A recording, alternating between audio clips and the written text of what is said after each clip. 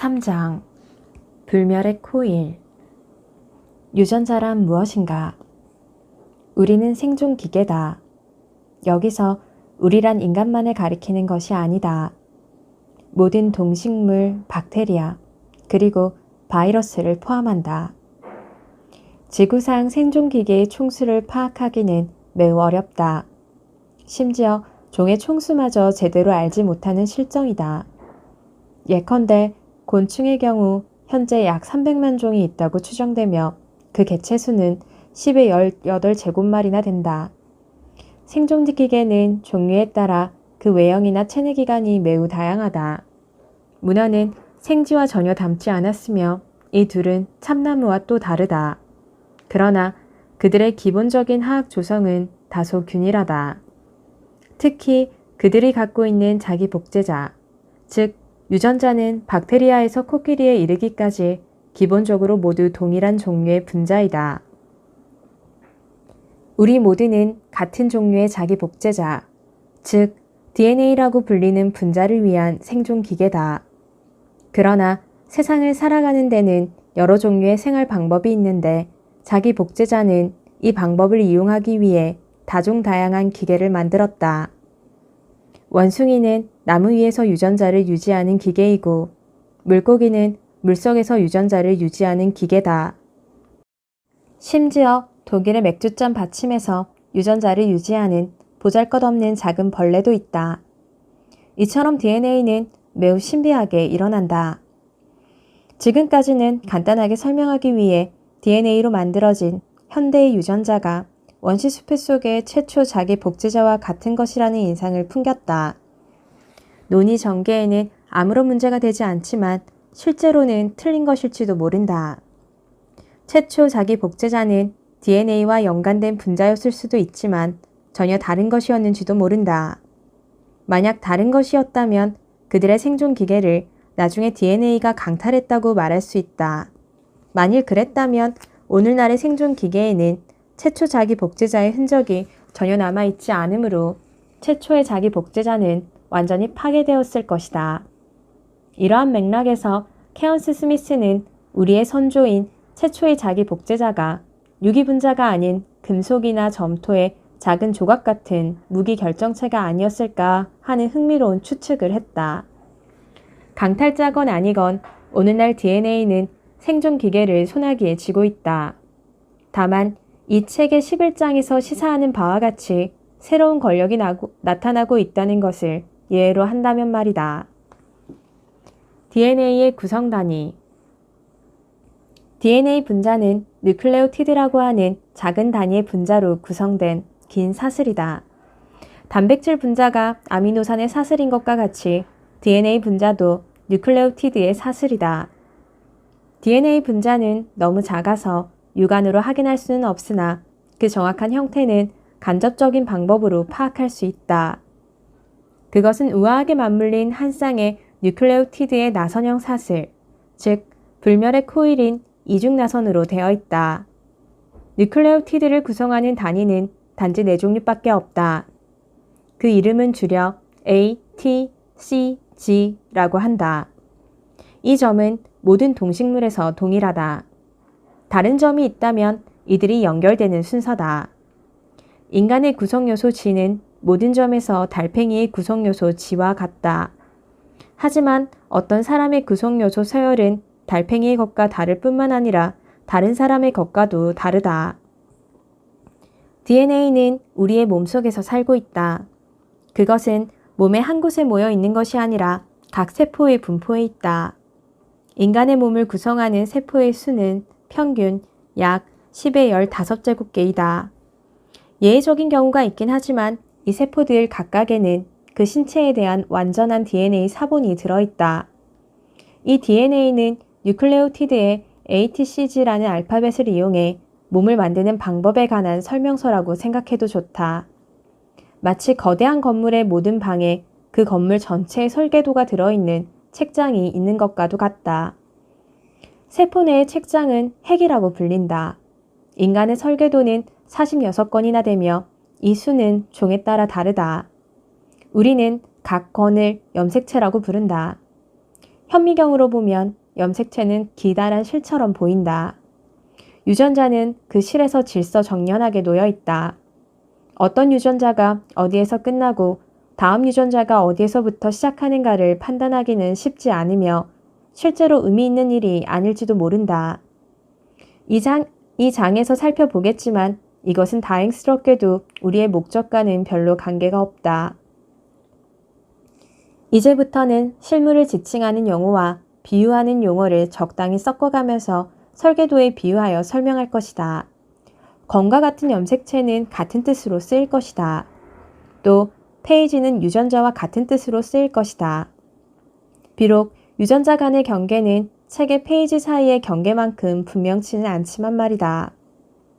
이러한 비유를 이용하여 꽤 많은 이야기를 할 수 있을 것이다.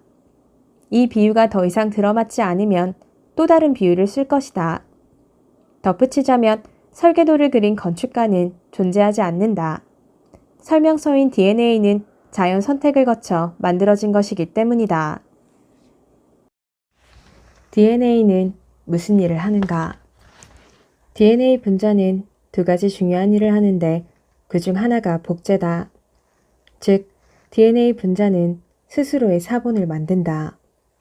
이 과정은 생명 탄생 이래 쉬지 않고 계속되어 왔으며 DNA 분자는 복제를 아주 잘한다. 성장한 인간은 10의 15제곱개의 세포로 되어 있지만 처음 수정되었을 때는 설계도의 원본 하나가 들어있는 한 개의 세포였다. 이 세포는 각기 설계도 사본을 받은 두 개의 세포로 분열된다. 분열은 계속되어 세포 수는 4개, 8개, 16개, 32개 이렇게 증가하여 몇 조가 되고 분열할 때마다 설계도 DNA는 거의 착오 없이 복제된다. DNA가 복제되는 과정과 그것이 어떻게 몸을 만들어내는가는 별개의 문제다. 만약 DNA가 실제로 몸을 만들기 위한 설계도를 한 세트라고 한다면 그 설계도는 어떤 방식으로 몸을 만드는 것일까?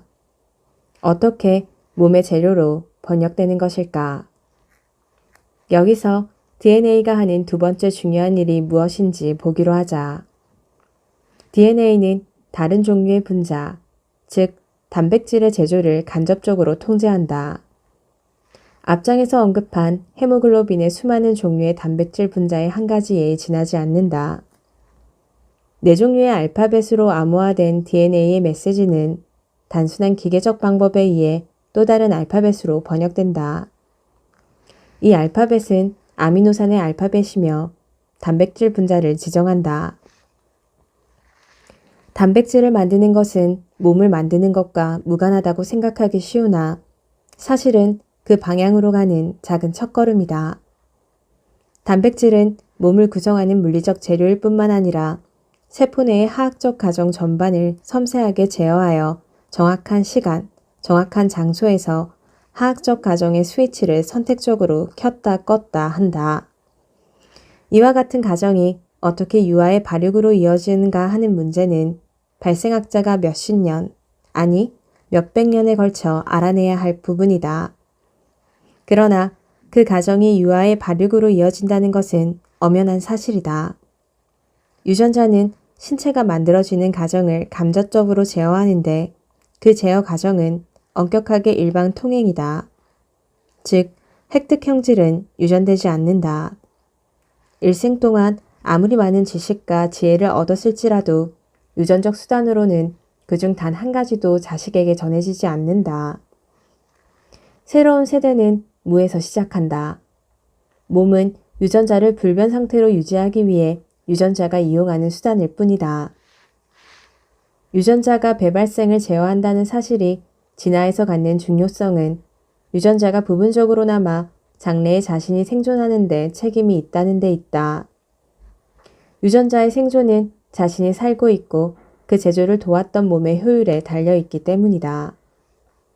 먼 옛날 자연 선택은 원시숲 속에서 자유로이 떠다니는 자기 복제자의 차등적 생존에 따라 이루어졌다. 지금의 자연 선택은 생존기계를 잘 만드는 자기 복제자, 즉 배발생을 제어하는 기술이 뛰어난 유전자를 선호한다. 그러나 이 점에서 자기 복제자는 예전과 마찬가지로 의식적이거나 의도적이지 않다. 수명, 다산성, 복제의 정확도에 근거하여 경쟁 분자 사이에서 자동적으로 벌어지는 선택이라는 낡은 가정은 아직도 먼 옛날과 같이 맹목적으로 그리고 불가항력적으로 계속된다. 유전자는 성경 지명이 없다. 미래에 대한 계획이 없다. 유전자는 그저 존재할 뿐이다. 어떤 유전자가 다른 것보다 많을 뿐, 그게 전부다. 그러나 유전자의 수명과 다산성을 결정하는 특성은 예전처럼 단순하지 않다. 전혀 단순하지가 않다. 최근 6억 년 동안 자기 복제자는 근육, 심장, 눈 등과 같은 생존기계 제조 기술에서 주목할 만한 성과를 거두었다. 그 이전에 그들은 자기 복제자로서 근본적인 생활 양식을 철저히 변화시켰는데 우리가 논의를 계속하려면 이것을 이해해야 한다. 현대의 자기 복제자는 무리를 짓는 습성이 대단히 강하다. 하나의 생존기계는 하나가 아닌 수십만이나 되는 유전자를 가진 운반자다. 몸을 제조한다는 것은 유전자 각각의 기여도를 구별하는 것이 거의 불가능할 정도로 복잡한 협력 사업이다. 하나의 유전자가 몸의 여러 부분에 각각 다른 영향을 미치기도 한다. 또 몸의 한 부위가 여러 유전자의 영향을 받기도 하며 한 유전자의 효과가 다른 많은 유전자들과의 상호작용에 따라 다르게 나타나기도 한다. 또 그 중에는 다른 유전자의 무리의 작용을 제어하는 마스터 유전자 역할을 하는 것도 있다. 설계도로 치면 설계도의 페이지 각각에는 건물의 각 부분에 관한 설명이 적혀 있고 각 페이지의 내용은 수많은 다른 페이지의 내용을 참조해야 비로소 의미를 갖는 것과 같다. 유성생식과 유전자의 정의. 이렇게 복잡한 상호 의존성에도 불구하고 왜 유전자라는 단어를 사용하는지 궁금할 수도 있을 것이다. 왜 유전자 복합체와 같은 집합명사를 쓰지 않을까? 집합명사를 쓰는 것은 사실 여러 가지 목적에서 볼 때 꽤 유용할 것이다. 그러나 또 다른 면에서 보면 이 유전자 복합체가 개별적인 자기 복제자, 즉 유전자로 나뉘어 있다고 생각하는 것도 나름대로의 의미를 갖는다. 그것은 바로 성이라는 현상 때문이다. 유성생식은 유전자를 썩는다. 이것은 개체의 몸이란 일시적인 유전자의 조합을 위한 임시 운반체에 불과하다는 것을 의미한다. 하나의 개체에 들어있는 유전자의 조합은 일시적이지만 유전자 자체는 잠재적으로 수명이 매우 길다. 유전자의 길은 끊임없이 교차하면서 세대에서 세대로 이어진다. 한 개의 유전자는 수많은 개체의 몸을 연속적으로 거쳐 생존하는 단위라고 생각해도 좋다. 이것이 이 장의 중심 논제다. 이것은 매우 존경받는 내 동료 몇 사람이 완강하게 동의를 거부하는 점이기도 하다. 그러므로 나의 설명이 다소 장황하더라도 양해하기를 바란다. 우선 성에 대한 사실부터 살펴보자. 앞서 인간의 몸을 만들기 위한 설계도가 46건 속에 분명하게 그려져 있다고 이야기했다. 그러나 이 말은 지나치게 단순화된 표현이다. 사실은 좀 기괴하다. 46개의 염색체는 염색체 23쌍으로 이루어져 있다. 모든 세포의 핵 속에 정리되어 있는 것은 23건의 설계도에 대한 대립되는 두 세트라고 해도 좋을 것이다. 이것들을 1A건과 1B건, 2A건과 2B건, 그리고 23A건과 23B건이라고 부르자. 물론 내가 어떤 건이나 어떤 페이지에 붙이는 번호는 순전히 임의적인 것이다. 우리는 부모로부터 각각 염색체를 받는다. 이 각각의 염색체는 부모의 정소 또는 난소 안에서 조립된 것이다. 예컨대 1A건, 2A건, 3A건은 아버지로부터 받은 것이고 1B건, 2B건, 3B건은 어머니로부터 온 것이다. 실제로는 대단히 복잡하지만 이론적으로는 어떤 세포의 46개의 염색체를 현미경으로 들여다보면서 아버지에게서 유래한 23개와 어머니에게서 유래한 23개를 구별하는 것이 가능하다. 한 쌍으로 된 염색체는 전 생애 동안 서로 물리적으로 붙어 있지도 가까이 있지도 않다. 그렇다면 어떤 의미에서 그들을 쌍으로 되었다라고 말하는 것일까? 그것은 아버지에게서 유래한 각 권의 페이지가 어머니에게서 유래한 특정 한 권의 페이지와 대응한다는 의미에서이다. 가령 13A건의 6페이지와 13B건의 6페이지는 모두 눈동자의 색에 관한 것일 수 있다. 한편에는 청색이라고 쓰여 있고 다른 한편에는 갈색이라고 쓰여 있을지도 모른다. 때로는 대응하는 두 페이지에 같은 것이 쓰여 있는 경우도 있으나 눈동자 색깔의 예와 같이 다를 수도 있다. 이들이 모순된 추천을 할 때 몸은 어떻게 할 것인가? 그 해답은 다양하다.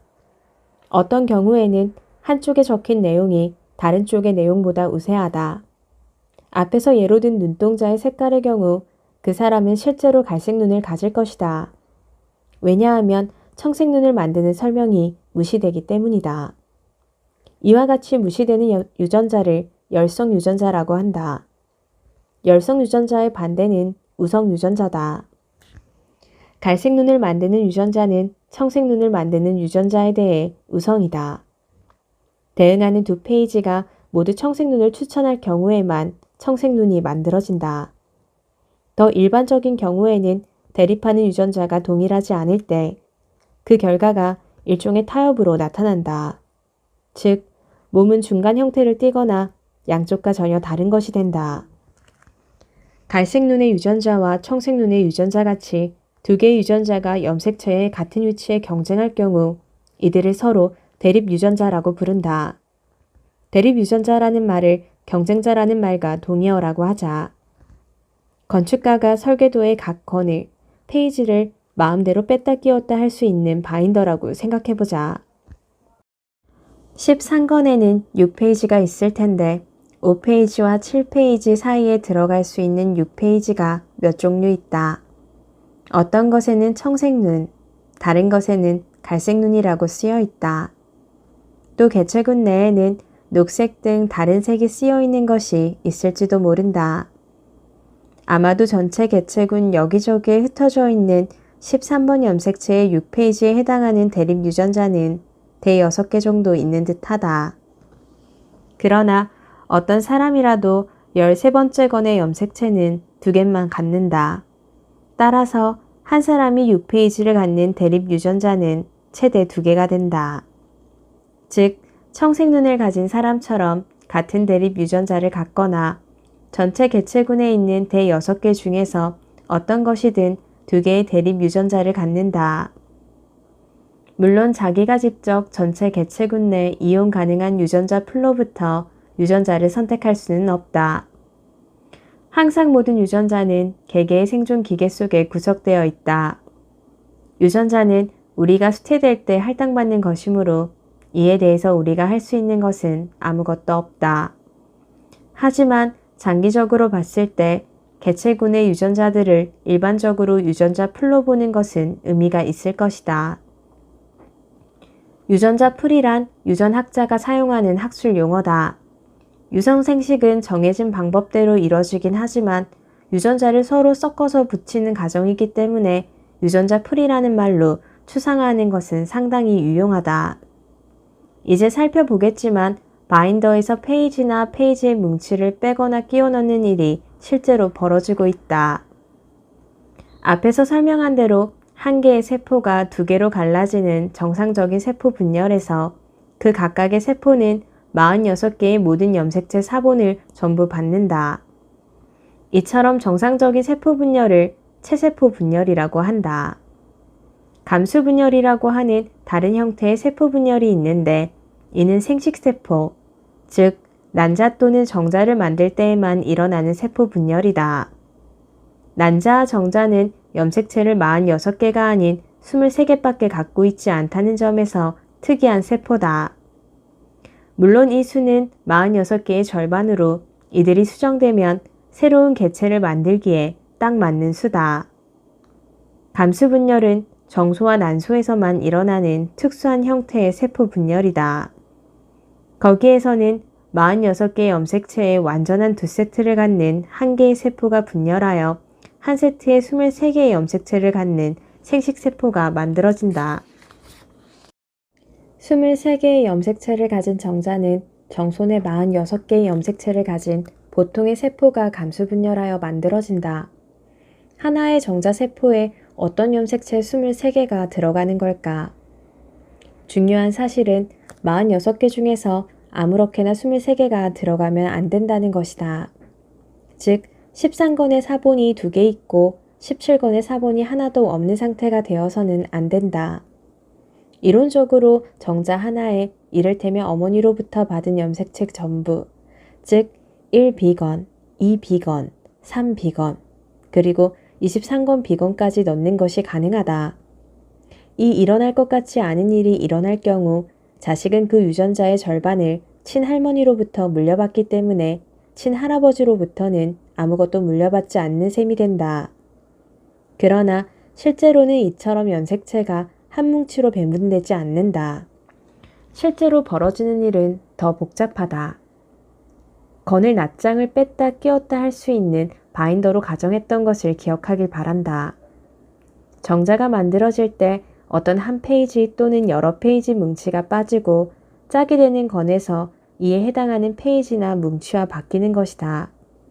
그래서 어떤 정자에서 제1건은 1A건의 첫 페이지와 65페이지까지, 그리고 그 다음은 1B건의 66페이지부터 끝까지 이어져 있을 수 있게 되는 것이다.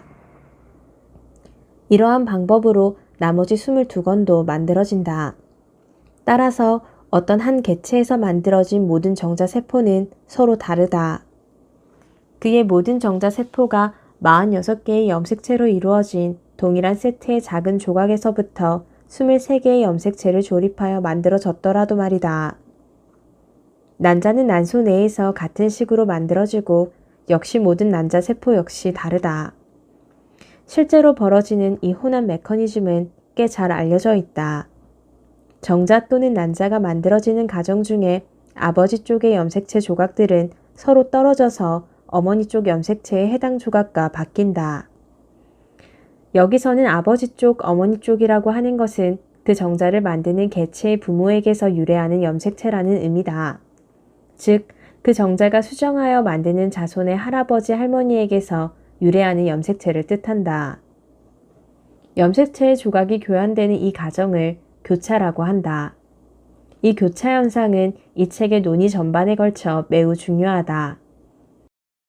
교차라는 현상이 나타나는 이상 당신이 현미경으로 자기 정자의 염색체를 들여다보며 아버지로부터 온 염색체와 어머니로부터 온 염색체를 구별하려고 하는 것은 시간 낭비일 뿐이다. 한 개의 정자에 들어있는 염색체는 어떤 것이든 어머니 쪽 유전자와 아버지 쪽 유전자의 모자이크로 만들어진다. 유전자를 책의 페이지에 비유한 것은 여기서 무너지기 시작한다. 바인더에서는 한 페이지 전체가 삽입되거나 삭제되거나 교환되거나 하지만 한 페이지의 일부분이 삭제되거나 교환되거나 하는 일은 없다. 그렇지만 유전자 복합체는 뉴클레오티드의 문자로 이어진 긴 끈이기 때문에 페이지처럼 분명히 나뉘지 않는다.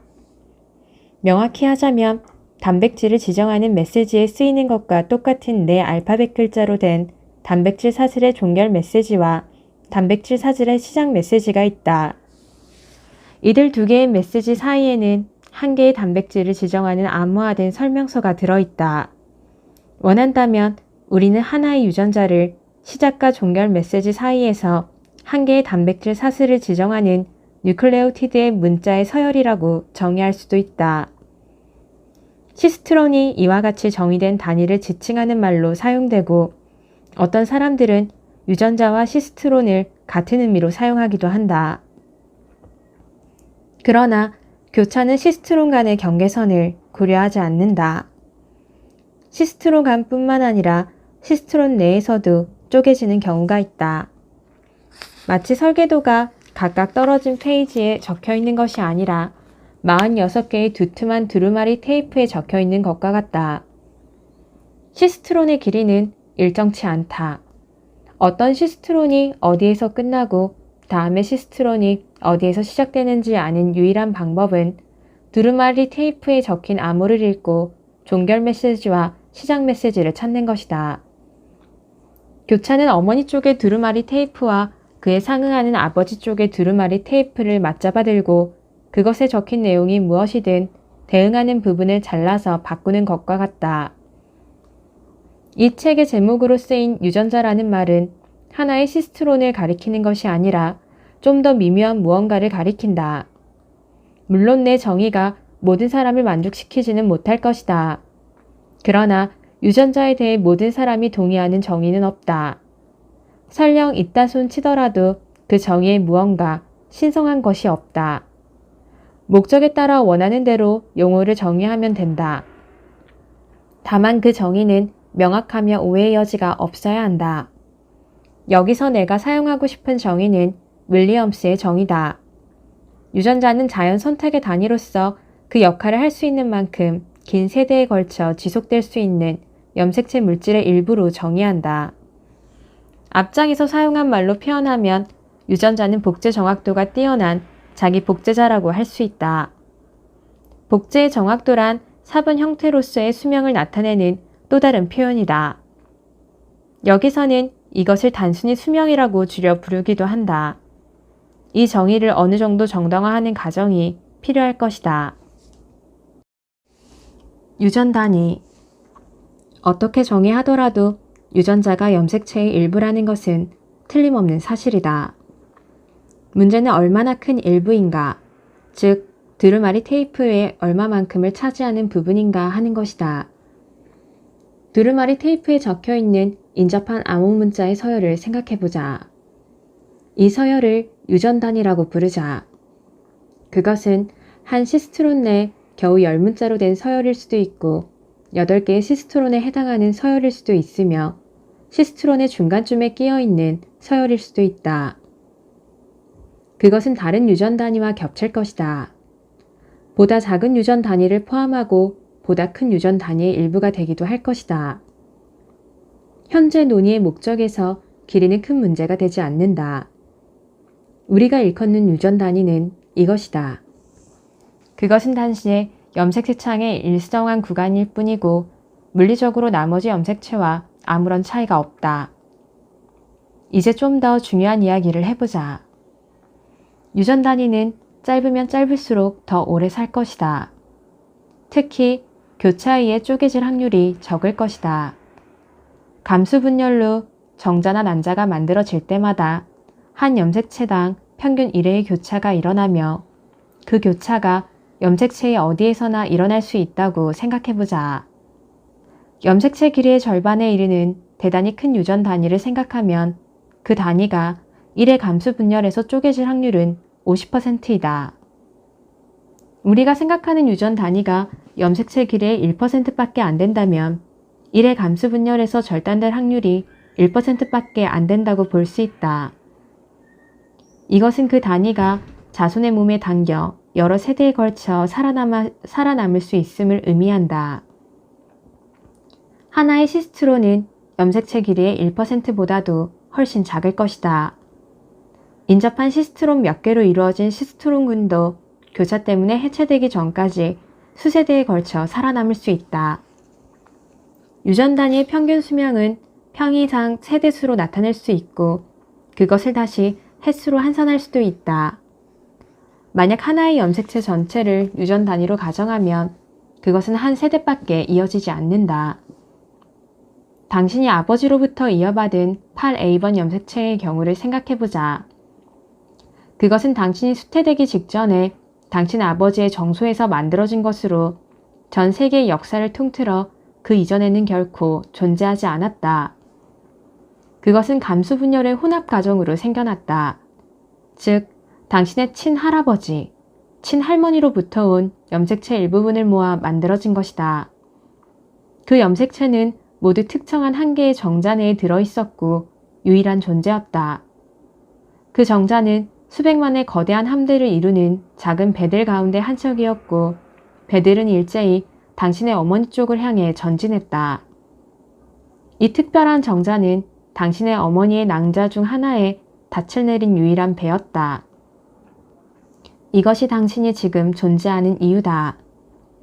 우리가 고찰하는 유전 단위, 즉 당신의 8A번 염색체는 당신의 나머지 모든 유전 물질과 함께 자기 복제를 시작했다. 지금 그것은 복제된 형태로 당신의 몸 곳곳에 존재한다. 그러나 당신이 자식을 만들 차례가 되면 이 염색체는 당신이 난자 또는 정자를 만들 때 파괴될 것이다. 그 일부는 당신 어머니 쪽의 8B번 염색체의 일부와 교환될 것이다. 그리하여 모든 생식세포에서 새로운 8번 염색체가 만들어질 것이다. 그것은 예전의 염색체보다 좋을 수도 있고 나쁠 수도 있지만 가능성이 거의 없는 우연의 일치가 일어나지 않는 이상 아주 다르고 아주 유일하다. 염색체의 수명은 한 세대이다. 더욱 작은 유전 단위, 예컨대 당신의 8A번 염색체 길이의 100분의 1 길이인 유전 단위의 수명은 어떨까? 이 단위 역시 당신의 아버지에게서 온 것이지만 처음부터 당신의 아버지 속에서 모아진 것은 아닐 가능성이 크다. 이전의 추론을 적용해보면 당신 아버지가 부모 중 한 사람에게서 그 유전 단위를 그대로 물려받았을 확률이 99%에 해당하기 때문이다. 그 유전 단위가 아버지의 어머니, 즉 당신의 친할머니로부터 온 것이라고 해보자. 아까와 마찬가지로 친할머니가 자신의 부모 중 한 사람으로부터 그 단위를 그대로 물려받았을 확률 역시 99%다. 이렇게 작은 유전 단위의 선조를 멀리까지 거슬러 올라가면 결국은 최초의 창조자를 만나게 될 것이다. 그 유전 단위는 어느 단계에선가 당신의 조상 가운데 한 사람의 정소 또는 난소 내에서 창조된 것임에 틀림없다. 여기서 내가 창조라는 말을 쓰는 것은 다소 특수한 의미에서라는 점을 다시 한번 밝히고자 한다. 우리가 생각하는 유전 단위를 구성하는 더 작은 소 단위는 훨씬 이전부터 존재했다고 봐야 한다. 우리의 유전 단위가 어느 시점엔가 창조되었다는 것은 이러한 소 단위의 특정한 배열이 그 이전에는 존재하지 않았다는 말에 지나지 않는다. 그 창조 시기는 예컨대 당신의 할아버지 할머니 세대 정도로 아주 최근이었을지도 모른다. 그러나 아주 작은 단위를 생각하면 그것은 좀 더 먼 조상, 즉 원숭이와 닮은 인간 이전의 조상에서 최초로 조립되었을지도 모른다. 게다가 당신 몸 안의 작은 유전 단위는 그만큼 먼 미래까지 그대로 살아남아 당신의 먼 후대까지 전해질지도 모른다. 어떤 개체의 자손은 하나의 계통을 유지하는 것이 아니라 여러 갈래로 갈라진다는 것도 기억하자. 당신의 8A번 염색체의 그 짧은 일부분을 창조한 것이 당신의 조상 중 누구든 간에 그 사람에게는 분명히 당신 외에도 다른 자손이 많이 있을 것이다. 당신의 유전 단위 중 하나는 당신의 육촌 형제에게 있을 수 있다. 그것은 내게 있을 수도, 영국 수상에게 있을 수도, 당신이 키우는 개에게 있을 수도 있다. 아주 옛날로 되돌아가면 우리는 다 조상이 같기 때문이다. 또한 동일한 작은 단위는 우연히 독립적으로 여러 번 조립될 수도 있다. 단위가 작다면 이런 우연한 일이 일어나는 것도 전혀 불가능한 일이 아니다. 그러나 아무리 가까운 친척이라도 하나의 염색체가 완전히 당신과 같은 사람은 없다. 유전 단위가 작으면 작을수록 다른 개체도 이를 갖고 있을 가능성이 높아진다. 즉, 사분 형태로 이 세상에 여러 번 나타날 확률이 매우 높아지는 것이다. 새 유전 단위가 만들어지는 일반적인 방법은 전부터 존재하던 소 단위가 교차를 통해 모이는 것이다. 또 하나의 방법은 드문 일이지만 진화상 매우 중요하다. 점돌연변이라는 것이다. 점돌연변이는 마치 어떤 책에 오자가 단 하나 있는 것과 같은 오류다. 그것은 드문 일이기는 하지만 유전 단위가 길면 길수록 그중 어느 곳엔가 나타나는 돌연변이로 그 유전 단위가 변할 가능성이 크다. 또 다른 드문 종류의 오류는 또는 돌연변이에 여기가 있다. 염색체의 일부가 떨어져 나갔다가 거꾸로 된 방향으로 다시 붙는 것이다. 앞에서처럼 설계도의 비유를 들자면 여기가 발생하면 페이지 번호를 다시 매겨야 한다. 때로는 염색체의 일부가 단순히 거꾸로 되어 있을 뿐만 아니라 그 염색체의 엉뚱한 부분에 붙는 경우도 있고 아주 다른 염색체에 붙는 경우도 있다. 이것은 한 건에서 다른 건으로 페이지를 뭉치를 옮기는 것과 같다. 일반적으로 이런 종류의 오류가 해롭기는 하지만 중요한 이유는 때때로 이로 인해 유전물질 조각들이 가까이 연관되어 함께 일어날 수 있기 때문이다.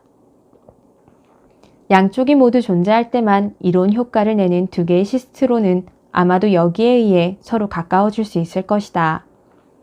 이때 자연 선택은 이러한 과정을 거쳐 만들어진 새로운 유전 단위를 선호할 수 있고 이 경우 그 유전 단위는 미래의 개체군 내에 퍼질 것이다. 유전자 복합체가 여러 해에 걸쳐 이와 같은 방법으로 대폭 재조립되고 편집되었을 가능성도 있다. 나비의 의태. 이를 가장 깔끔하게 보여주는 예 중 하나는 의태라고 알려진 현상이다. 어떤 종류의 나비는 맛이 끔찍하다. 이들은 보통 밝고 눈에 띄는 색깔을 하고 있어서 새들은 그 경고 표지를 보고 이들을 피한다. 그런데 맛이 나쁘지 않은 다른 종류의 나비가 이득을 본다. 이들은 맛이 없는 나비를 흉내내는 것이다. 즉, 맛이 없는 나비를 닮은 색깔과 형태로 태어난다. 하지만 맛은 닮지 않았다. 자연학자들도 종종 이들에게 감쪽같이 속으며 심지어 새들도 속는다.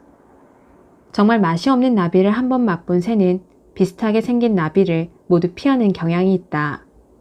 그 중에는 의태종도 포함되어 있다.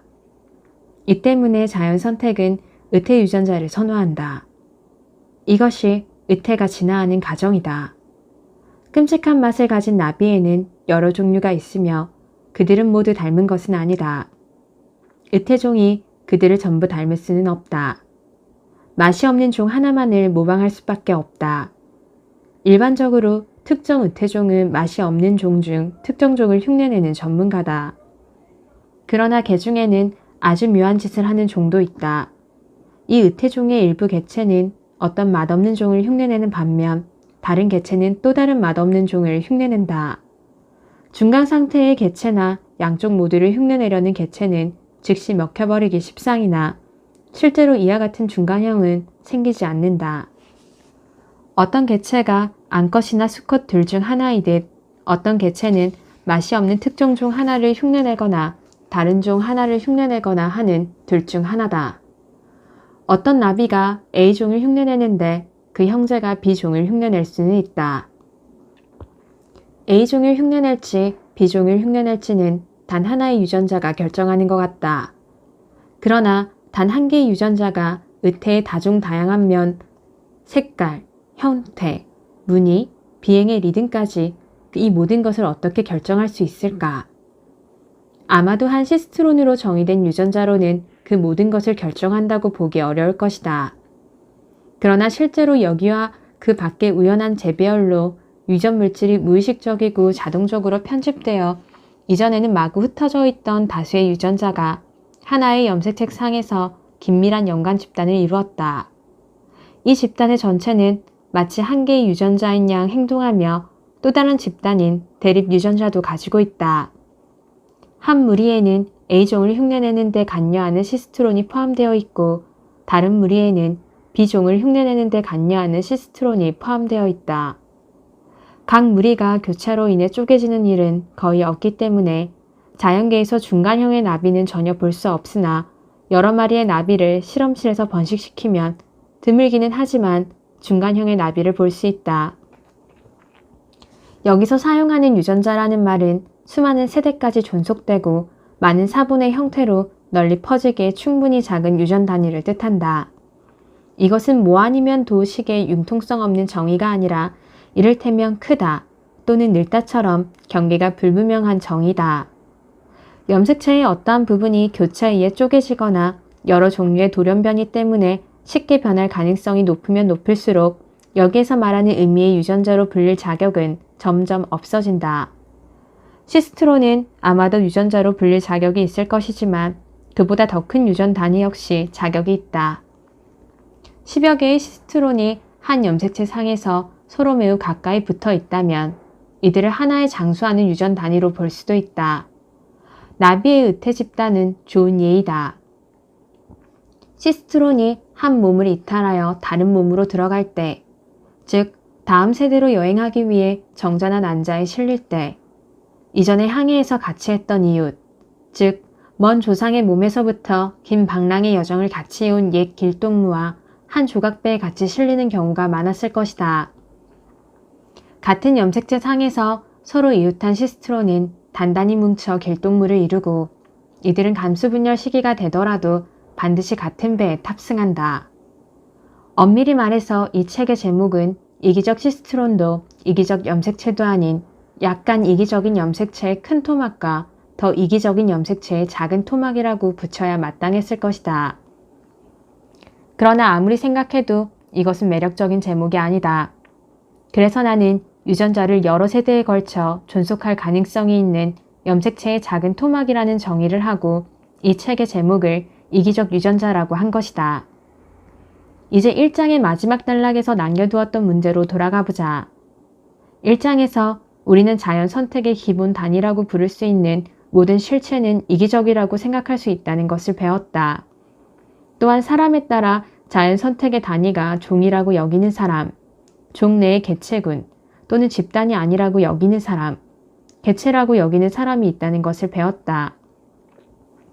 나는 자연 선택의 기본 단위, 그리고 이기주의의 기본 단위가 유전자라고 생각하는 편이 낫다고 이야기했다. 나는 방금 내가 옳을 수밖에 없도록 유전자를 정의한 것이다.